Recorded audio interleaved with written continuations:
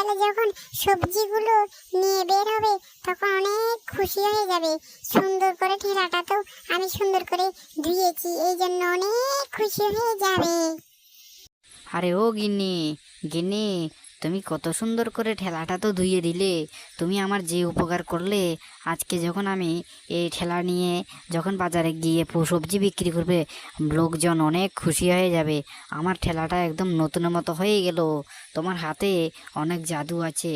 জাদু যদি না থাকে তাহলে আমার ঠেলাটা তুমি এত সুন্দর করে কিভাবে ধুলে, আমি তো সে কথাই চিন্তা করছি। এদিকে আমার ঠেলাটা ধুইয়ে তুমি বিরাট উপকার করে দিলে আমার গিন্নি। আমার এরকম একটা লক্ষ্মী গিন্নি যদি থাকে তাহলে তো আমার আর কোনো চিন্তা করার দরকার নেই। এরকম গিন্নি আমি চাই।